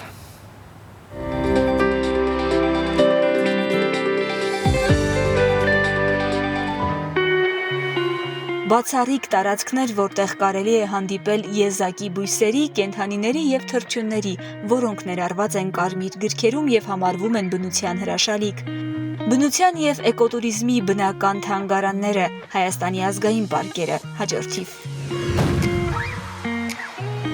Հյուսիսի բացառիկ գեղեցկուհին Հայաստանում Գանգրափետոր հավալուսնի միակ բնադրավայրն ու աշխարհում Դարևսկու իժի միակ բնակավայրը, Արփի լիճ ազգային պարկ։ Բացառիկ բուսական եւ կենդանական աշխարհով հայտնի ազգային պարկը ստեղծվել է 2009 թվականին։ Գտնվում է Շիրակի մարզում, Եղնախաղի լեռնաշղթայի արևելյան եւ Ջավախքի լեռնաշղթայի հարավ-արևմտյան լանջերին։ Այստեղ է գտնվում հայկական որորի ամենամեծ գաղութը աշխարհում։ Ազգային պարկի տարածքում կարելի է հանդիպել մոտ 670 տեսակի բարձրակարգ բույսեր, որոնցից 25-ը ներառված են Հայաստանի Հանրապետության կարմիր գրքում։ Դրանցից 22-ը էնդեմիկ տեսակներ են։ Այստեղ գրանցված են մոտ 225 տեսակի ողնաշարավոր կենդանիներ, այդ թվում բնության պահպանության համաշխարհային միության կարմիր ցուցակում գրանցված 14 տեսակի ջրասամույր։ Արփիլիճ ազգային պարկում կարող եք հետևել նաև շուրջ 200 տեսակի թռչունների թռիչքին, նրանցից 40 տեսակը գրանցված է Հայաստանի կարմիր գրքում։ Դրանցից է նաև հազվագյուտ սև արագիլը, որն իր գեղեցկությամբ չի զիջում ճերմակաթույր ցեղագիծներին։ Ազգային պարկն առաջարկում է էկոհանգիստ ալպիական բնության գրկում, էկոտուրիզմի համար պարկն ունի այցելուների կենտրոն և հյուրատուն։ Այցելուների կենտրոնը գտնվում է ազգային պարկինգից Ղազանչի համայնքում, իսկ հյուրատունը գտնվում է Բերթաշեն համայնքում, ազգային պարկի վարչական շենքի հարևանությամբ։ Այցելուների կենտրոնում զբոսաշրջիկների համար կազմակերպվում են հետիոտնային և ձիովարշավներ, թռչնադիտում, ձմռանը դահուկային սպորտաձևի հնարավորություններ։ Տարածքը հետաքրքիր է նաև հետանվարշավների սիրահարների համար։ Քաղաքի աղմուկից կտրվելու և հազվագյուտ կենդանական ու բուսական աշխարհին ծանոթանալու համար արդեն գիտեք ուր գնալ։ Հյուսիսից գանք հարավ դեպի Սյունյաց աշխարհի կանաչ լեռներում թաքնված Արևիկ ազգային պարկ, այն ևս ստեղծվել է 2009-ին։ Այստեղ հայկական բնությունը ներկայանում է իր ամբողջ հմայքով, տափաստաններից և նախալեռներից մինչև ալպյան մարգագետիններ։ Գրավիչ է նաև կենդանական աշխարհը՝ ասիական ընձառյուծ, բեզոարյան այծ, հայկական մուֆլոն, միջերկրածովային կրյա, հայկական իշ, կովկասյան ջրասամույր, կասպիական հնդկահավ, կովկասյան մայրեհավ։ Արևիկ ազգային պարկի հարևանությամբ գտնվում է Արևիկ վրանային ճամբարը, որը մեզ հնարավորություն է տալիս ձուլվել բնությանն ու դառնալ նրա մի մասնիկը, ականջ դնել բնության ձայներին ու վայելել մաքուր օդը։ Ճամբարից ընդամենը մի քանի մետր այն կողմ լիճքի ջրվեժներն են։ Սա բնությանը հնարավորինս մոտ լինելու լավագույն տարբերակն է։ Գանք անտառների երկիր, մեր բնաշխարհի եզակի անկյուններից մեկը Դիլիջան ազգային պարկ։ Հարուստ և յուրօրինակ կենսաբազմազանությամբ առանձնացող ազգային պարկը ստեղծվել է 1958-ին որպես պետական արգելոց, իսկ 2002-ին վերափոխվել ազգային պարկի։ Ազգային պարկի յուրօրինակ բուսաշխարհն ընդգրկում է 902 տեսակի ծաղկավոր բույսեր, որոնցից 40-ը հազվագյուտ։ 29 տեսակը գրանցված է Հայաստանի կարմիր գրքում։ Դիլիջանի արգելոցում են գտնվում երրորդական դարաշրջանի մնացորդ կարմրածառի պուրակները, որոնցից Աղնաբաթինը ամենախոշորն է Անդրկովկասում։ Արգելոցն ունի նաև հարուստ կենդանական աշխարհ։ Հանդիպում են գորշ արջ, այծյամ, գորշուկ, քարակզակիս, անտառային կատու և այլն։ Արգելոցի տարածքում են գտնվում հաղարծինը, ջուխտակը, գոշավանքը, մաթոսավանքը։ Դիլիջան ազգային պարկը Հայաստանի հիմնական զբոսաշրջային վայրերից մեկն է։ Սաղարթախիտ անտառներում զբոսնելուց հետո կարող եք հանգստանալ լճերի ափերին, այնուհետև մոտիկից ծանոթանալ կովկասյան ազնվացեղ եղջերուների հետ։ Մայրաքաղաքից 60 կիլոմետր հեռավորության վրա գտնվում է Սևան ազգային պարկը, որի տարածքի մեծ մասը զբաղեցնում է կապուտաչյա գեղեցկուհին Սևանա լիճը։ Սևան ազգային պարկը հայտնի է իր եզակի ֆլորայով և բնության յուրօրինակ հուշարձաններով, ինչպես նաև ձկնատեսակներով։ Ազգային պարկի և դրա պահպանման գոտու տարածքներում հանդիպում են թռչունների 267 տեսակ, 39 թռչնատեսակներ ընդգրկված են Հայաստանի կարմիր գրքում։ Դրանցից մեկը հայկական որորը էնդեմիկ տեսակ է։ Պարկի տարածքում կա 4 արգելոց՝ Նորաշենի, Լիճ Կարգիչի, Գիլի և Արտանիշի։ Սևան ազգային պարկը մարդաշատ է հատկապես ամռանը։ Մարդիկ այստեղ գալիս են ամառվա տապից զովանալու և ամենահամեղ ծովամթերքը վայելելու համար։ Հայկական հարուստ ու բազմազան բնաշխարհն այսքանով չի սահմանափակվում։ Մեր փոքրիկ երկրում միշտ բացահայտելու անկյուններ կան։ Հայրենի աշխարհը սպասում է։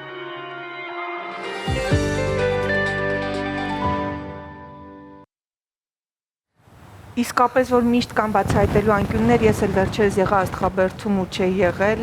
հրաշալի է ուղղակի, այնպես որ փորձենք մեր փոքրիկ Հայաստանում բացահայտել։ Հայրենիքը, այո, սպասում է, բայց սիրելի ընկերներ, մի շատ կարևոր բան մի մոռացեք, որ բոլոր այն վայրերը, որոնք դուք այս տարի կբացահայտեք, այդքան մարդ դեռ չեն տեսել, հետևաբար շատ զգույշ եղեք եւ մի աղտոտեք այն, որտեղ որ հայտնվում եք։ Մեր եթերում գովաստ է այս պահին։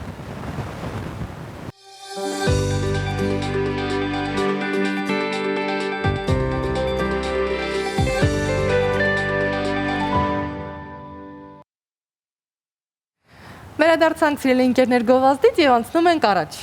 Եվ այսպես։ Փարիզի կինոթատրոններից մեկի տնօրինությունը որոշել է դիմել հայտնի մուլտհերոսների, մինյոնների օգնությանը, որպեսզի պահպանվեն հակահամաճարակային կանոնները։ Մինյոններն այնպես են դասավորված, որ մարդիկ ֆիլմ դիտելիս կգտնվեն ապահով հեռավորության վրա եւ բնականաբար հրաշալի պոզիտիվ դրական էմոցիաներ կլինեն ողջ սրահում։ Ես շատ ուրախ եմ։ Մենակ այդ դրա համար կարելի է գնալ Փարիզի կինոթատրոն։ Այո, մինյոնները ոչ միայն անվտանգ միջավայր են ստեղծում, այլև իրենց ներկայությամբ իհարկե ավելի ուրախ են դարձնում եւ այսպես ստիպված չես լինում այդ հեռավորությունը պահպանել, այլ ուրախ ես պահպանում։ Մինյոնчики հետ ես նայում պարզապես։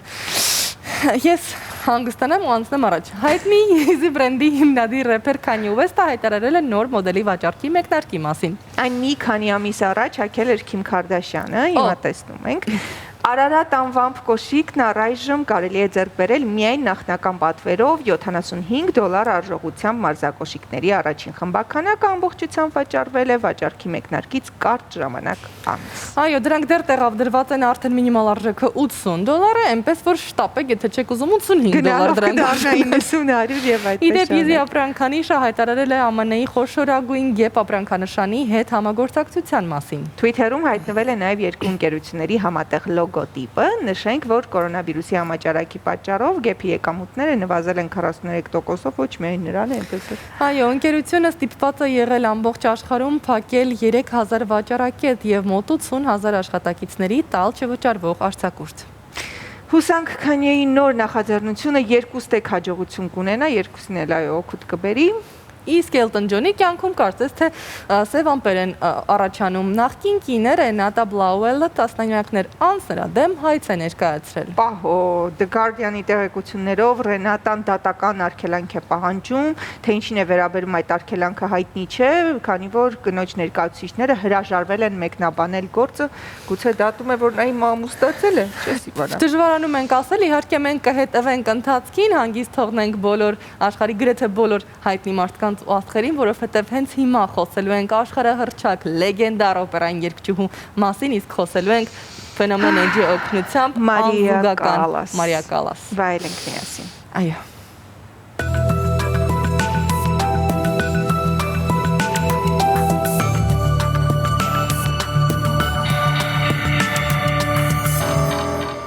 Այդպիսի հնչողություն ունեն որոշ լարային գործիքներ, օրինակ ջութակը, ալտը, թավջութակը։ Այդ գործիքներից առաջին զգացողությունը երբեմն տարօրինակ է, բայց մի քանի րոպե հետո այդ հնչողությունն ունենում է կախարդական ազդեցություն։ Դա Կալասն է։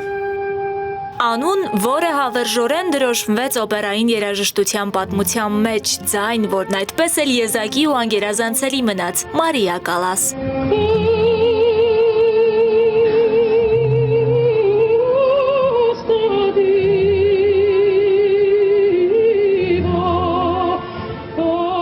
Դարի ամենանշանավոր օպերային երգչուհիներից մեկը, ով միակն էր, որ արժանացավ La Divina, աստվածային տիտղոսին։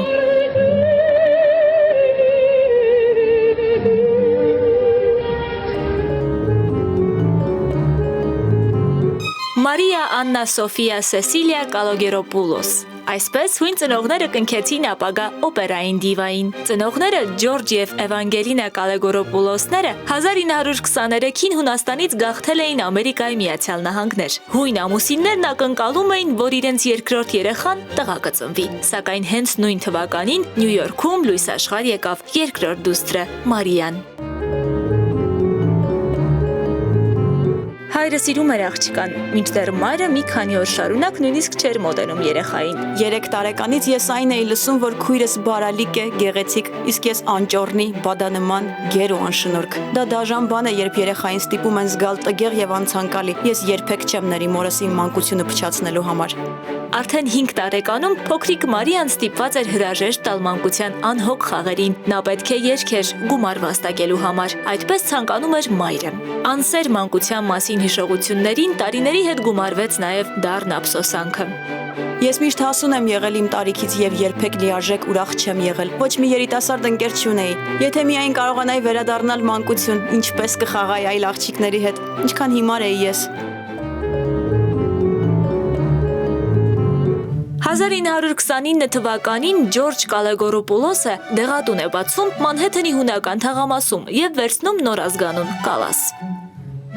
1932 թվականին Մարիա Կալասն արդեն դաշնամուրի դասերի էր հաճախում։ 1937-ին, երբ Կալասի ծնողները բաժանվում են, մայրը Էվանգելինան երկու դուստրերի հետ վերադառնում է Հունաստան։ Այստեղ էլ Մարիան շարունակում է երաժշտության դասերը, քանի որ մայրը մեծ հույսեր էր կապում աղջկա երաժշտական տաղանդի հետ։ Մոր խնդրանքով ու միջնորդությամբ Մարիան ընդունվում է Աթենքի կոնսերվատորիա։ Հիանալի հիշողություն, դերերքերն արագ յուրացնելու հմտություն, աշխատասիրություն եւ մեծ պատասխանատվություն։ Արդյունքում ընդամենը կես տարի անց Մարիան կատարում էր ամենաբարդ արիաները։ Սովորելուն զուգահեռ Մարիան երկրորդական դերերքեր էր կատարում Աթենքի ազգային օպերայում։ Նրա վաստակած ոչ մեծ գումարով ընտանիքը կարողանում էր գոյատևել պատերազմի դժվարին ժամանակաշրջանում։ Այս տարիների ընթացքում նա մի կերպ հանդուրժում էր մորը։ Հետագայում էլ նրանց հարաբերությունները միշտ լարված էին եւ վերջնականապես խզվեցին 1950 թվականին Մեքսիկա կատարած շրջագայության ժամանակ։ Արդեն հայտնի ու պահանջված երգչուհին մոր համար գնում է նրա պահանջած թանկարժեք մուշտակը ու առհավետ հրաժեշտ տալիս։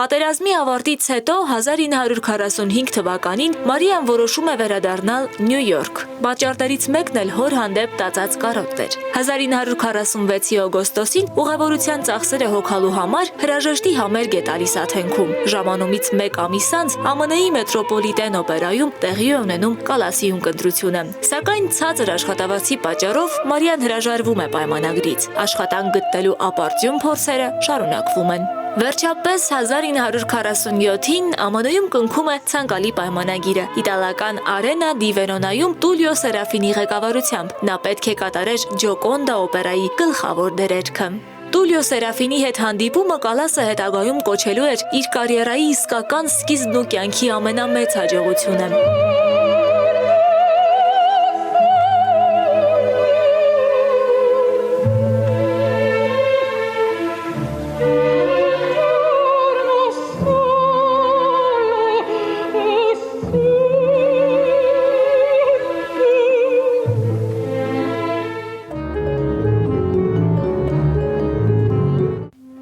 Վերոնայում փորձերից մի քանի օր անց Կալասը հանդիպում է իտալացի հայտնի արդյունաբերող եւ օպերայի մեծ սիրահար Ջովաննի Բատիստա Մենեգինիի հետ։ Վերջինս դառնում է նրա նվիրյալ երկրպագուն, ապա ծաղկեփնջեր ետնաբեմում սիրառատ խոստովանություններ։ Երկու տարի անց 1949-ին 26-ամյա Մարիան ամուսնանում է իրենից 27 տարով մեծ միլիոնադիրոջ հետ։ Նա գիտեր, որ միլիոնատեր ամուսնուն այնքան էլ չէր զարմացնելու իր արտաքինով, գիտեր, որ Մենեգինին իրենից առար սիրահարված էր օպերային արվեստին։ Ինչևէ, միլիոնադիրոջ սերը Մարիան չէր կարող փոխադարձել։ Մենեգինին նրա խորհրդատուն էր, գործընկերը, պրոդյուսերը, հայրը եւ վերջում միայն ամուսինը։ Դա ամուսնուն գոհացնում էր, նա նախ եւ առաջ պաշտում էր Կալասի աստվածային ձայնը։ Ինչևէ, Մենեգինիի հետ ամուսնության 10 տարիների ընթացքում Կալասն ապրում է խաղաղ ընտանեկան կյանքով։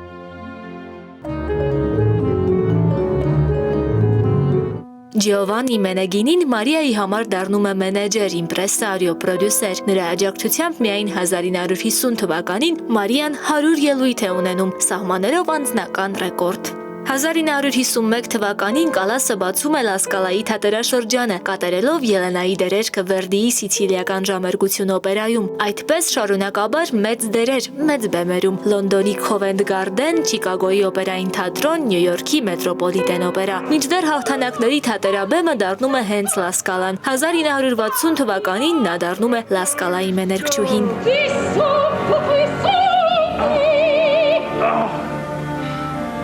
Io. Muori, dannato! Muori! Muori! Muori!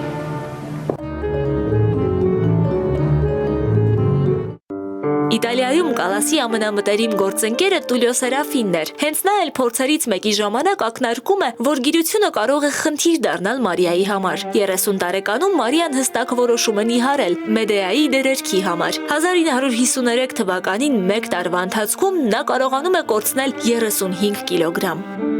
Նա ապշեցուցիչ էր, զարմանալի, այնպիսի տեսք ուներ, կարծես միշտ ունեցել է այդ հմայիչ ու նուրբ կառուցվածքը, մանավանդ երբ քայլում էր այդ արտակարգ վայելչությամբ։ 1956 թվականին Արտակուստ Լիովին փոխված գեղեցիկ ու ինքնավստահ Կալասը մեկնում է Միացյալ Նահանգներ, հաջողությամբ հանդես է գալիս Նյու Յորքի և Չիկագոյի օպերային թատրոններում։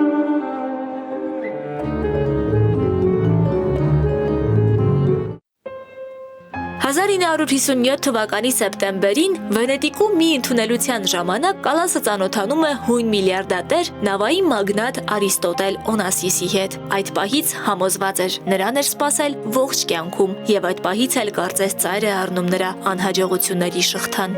Արիստոտել Օնասիսն ամուսնացած էր, ուներ 2 զավակ, բայց դա նրան չխանգարեց դիմել հանդուգն քայլի։ 1959 թվականին նա Մարիային ամուսնու հետ հրավիրում է կրուիզի իր Քրիստինա զբոսանավով։ Արիստոտելի կինը Թինա Օնասիսը նավային զբոսանքի ընթացքում արդեն իսկ վստահ էր, Մարիան կնամոլ ամուսնու նոր զոհն է։ Այդպես էլ եղավ։ Կալասն ու Օնասիսը նավային զբոսանքից հետո արդեն սիրեկաններ էին։ Ավելին, Միլան վերադառնալուց հետո նա Մենեգինիին հայտնեց, որ ուզում է բաժանվել։ Վերջինիս հորդորներն ամուսնությունը պահպանելու ուղղությամբ իզուր էին։ Ես հասկացել եմ, որ քեզ այլևս չեմ սիրում։ Կալասի վերջին խոսքերն էին, որ Մենեգինին դեռ երկար էր հիշելու։ Մարիայի նոր սիրավեպը աննկատ չմնաց, լրատվամիջոցները նրան անվանում էին շահամոլ, ով միլիոնատիրոջը լքել է միլիարդատիրոջ համար։ Իսկական սիրո քաղցրությունը վայելելու համար երգչուհին լքում է ոչ միայն ամուսնուն, այլև բեմը։ Ես սիրում էի նրան, որովհետև նա միակ տղամարդն էր, ում կողքին ես ինձ թույլ էի զգում։ Նա այնքան լի էր կյանքով, որ ես բոլորովին ուրիշ կին էի դառնում։ Օնասիսը, որ հավերժական սեր էր խոստանում Կալասին, այդպես էլ երբեք ամուսնության առաջարկ չարեց նրան։ Ավելին, 43-ամյա Կալասը Արիստոտելի ճնշման տակ ընդհատում է հղիությունը։ Իսկ 1960 թվականին, երբ նա տեղեկանում է Թինա Օնասիսի և Արիստոտելի ամուսնալուծության մասին, երջանիկ լինելու հույսերը նորից են գլուխ բարձրացնում, սակայն իզուր։ 1960-ին ձախողում էր սպասվում նաև Լա Սկալայի բեմում։ Դա ձախողում էր, որը ոչ միայն բուռն քննադատությունների արժանացավ հասարակության կողմից, այլև սև բիծ դարձավ սիրելիի հետ հարաբերություններում։ Եթե դու իմանայիր ինչքան դժվար է քեզնից հետո երգելը, բարի քննադատներն աշխատում են մխիթարել ինձ, իսկ չարերը գոռում են, որ ձայնս կորցրել եմ քո անկողնում։ Թող խոսեն, ես այնքան երջանիկ էի քեզ հետ։ Ինչևէ, Մարիային այս ամենից զատ սպասում էր կյանքի թերևս ամենածանր հարվածը։ Արիստոտել Օնասիսը 1968-ին ամուսնանում է ոչ թե իր, այլ Ջոն Քենեդիի այրու, Ժակլին Քենեդիի հետ։ Օնասիսի ամուսնությունը վերջնականապես թևաթափ է անում 5 տարեկանից ամեն ինչ հաղթահարելու սովոր կնոջը, բայց եւ այնպես նա փորձում է համակերպվել եղածի հետ, սակայն ամեն ինչ այլևս առաջվանը չէր։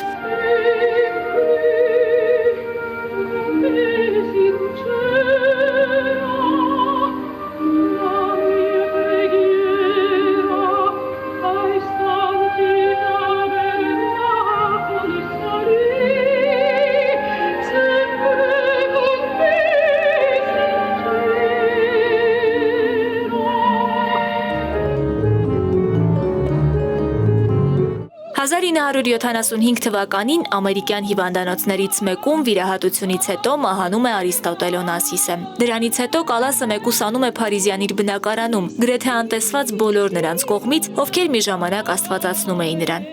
Դուք հեշտությամբ ոչնչացնում եք ձեր կուռքերին։ Դուք նրանց ստեղծում, ապա մոռանում եք, որ ձեր կյանքի պաշտամունքի առարկան կարող է հիվանդանալ կամ նրա կյանքում կարող է առաջանալ բարդ իրավիճակ։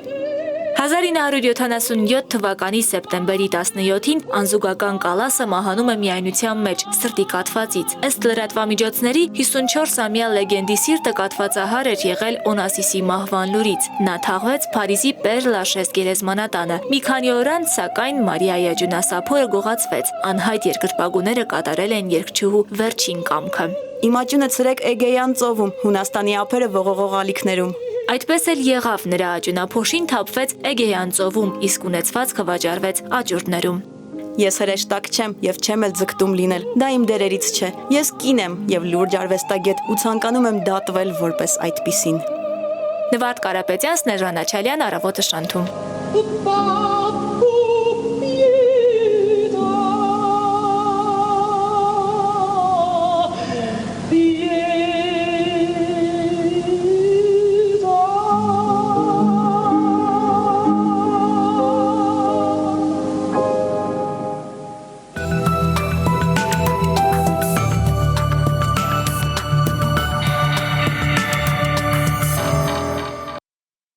Մարիա Կալասի օրինակը մեզ ցույց է տալիս, որ անգամ ողջ աշխարհի սերը վայելող ֆենոմենալ կինը կարող է կործանվել 1 վայրկյանում ընդամենը սխալ տղամարդու սիրահարվելու պատճառով, այնպես որ հուսանք, որ այս պատմությունը չի կրկնվի։ Ամեն դեպքում կախարդական էմոցիոնալ ու հետաքրքիր ֆենոմեն է, շնորհակալություն, իսկ մեր եթերում այս բան գովազդ է։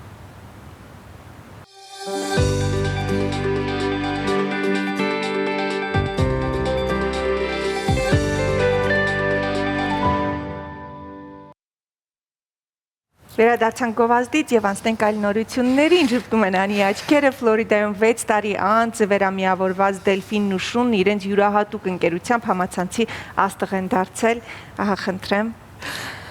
Ռետրիվեր ցեղատեսակի շունը, գաները եւ Դելտա անունով Դելֆինն ընկերացել են, երբ շունը դեռ 8 շաբաթական էր, իսկ Դելտան 4 կարծում եմ ալֆա կարող է լինել։ Այո, նրանց փոքր ժամանակ տարիներ անց նրանց հանդիպման լուսանկարները տարածվել են իհարկե համացանցում, հիացնելով ինձ ու շատ այլ օգտատերերի։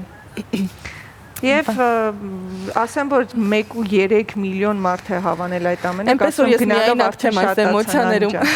Քանի որ խոսեցինք ազգային պարկերից, հիմա առաջարկում ենք սիրելի ընկերներ միասին ծանոթանալու ԱՄՆ ամենագեղեցիկ պարկերից մեկին Yellowstone-ի մասին է խոսքը։ Գնացինք։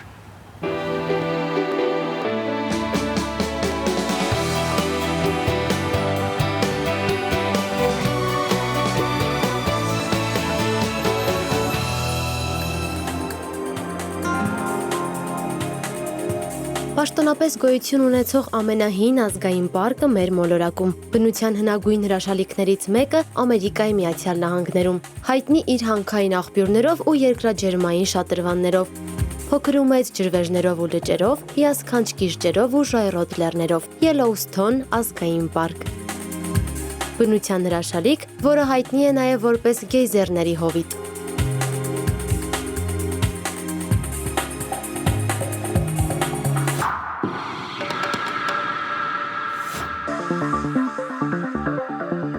ԱՄՆ-ի 3 նահանգների Վայոմինգի, Մոնտանայի եւ Այդահոյի տարածքում սփռված բնության անձեռակերտ հուշարձան, որն իր չափսերով հավասար է Պուերտո Ռիկոյին, 9000 քառակուսի կիլոմետր։ Yellowstone ազգային պարկն այս անունն է ստացել տարածքով հոսող գետի անունից, որը հնաբնակներն անվանում են դեղին քարերի գետ՝ Yellowstone River։ Գիտնականների համոզմամբ այս վայրում հնաբնակներ են ապրել դեռևս 11000 տարի առաջ։ Առաջին հետազոտություններն այս տարածքում սկսվել են 1805 թվականին։ 2 տարի անց հայտնաբերվել են որոշ երկրաջերմային աղբյուրներ, որոնց մասին տեղեկությունները սակայն անհիմն են համարվում։ Այդպես մինչև 1860-ական թվականները։ Ապա մեկը մյուսի հետևից իրականացվում են գիտարշավներ։ Ի վերջո, 1872 թվականին ԱՄՆ նախագահ Ուլիսես Գրանտը ստորագրում է հատուկ պահպանության գոտի ստեղծելու մասին օրենք։ Արդյունքում Yellowstone-ը հռչակվում է առաջին ազգային պարկը ԱՄՆ-ի տարածքում եւ միակը ողջ աշխարհում։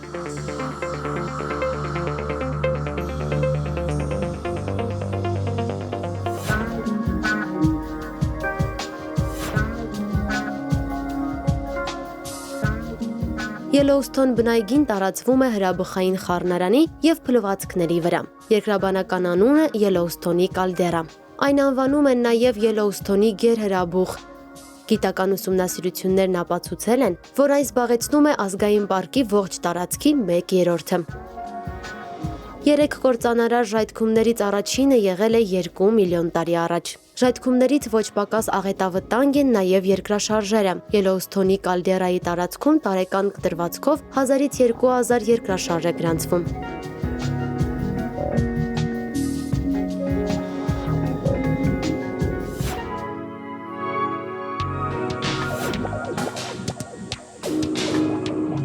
Yellowstone պարկի հրաբխային ծագման շնորհիվ աշխարհի գեյզերների եւ տաք աղբյուրների մոտ 2/3-ը գտնվում են այստեղ։ Դրանց թիվը գերազանցում է 3000-ը։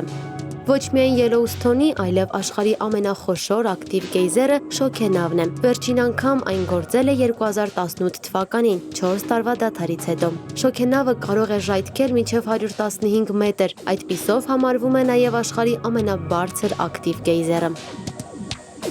Ամենականոնավոր ժայթքող գեյզերը, որը գրավում է հազարավոր այցելուների ուշադրությունը, Old Faithful-ն է։ Այն ժայթքում է միջինը 90 րոպեն 1, ցայտելով մինչև 32000 լիտր ջուր։ Գեյզերի ժայթքումները տևում են առավելագույնը 5 րոպե, ցայտելով առավելագույնը 60 մետր վեր։ Մոլորակի ամենաարտասովոր վայրերից մեկը, որն այցելուների թվով առաջատարների շարքում է, մեծ պրիզմատիկ երկրաջերմային աղբյուրն է, ամենաընդարձակը ԱՄՆ-ում եւ երրորդը ողջ աշխարհում։ Մեծ պրիզմատիկ ավազանը միակն է իր ծիածանագույն երանգներով։ Նրա արտասովորությունն արտացոլվում է հազարավոր այցելուների լուսանկարներում։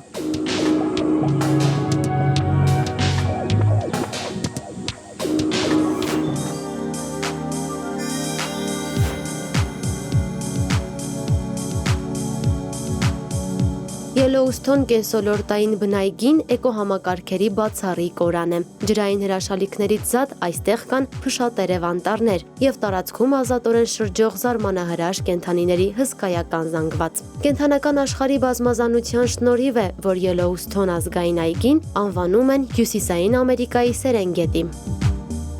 Աշխարհի ամենահին ազգային այգու զբոսաշրջային սեզոնը հունիս-օգոստոսն է։ Ելոուստոնը գիտական ուսումնասիրությունների առարկա է ոչ միայն բնագետների, երկրաբանների եւ օդերևութաբանների համար, այլև անփոխարինելի զբոսավայր, միաժամանակ ռոմանտիկ, բնասերների, արշավորդների եւ արկածախնդիրների համար։ Բնայգին իր զանազան հրաշալիքներով ցանկալի կանգառ է տարեկան 3.5 միլիոն այցելուների համար։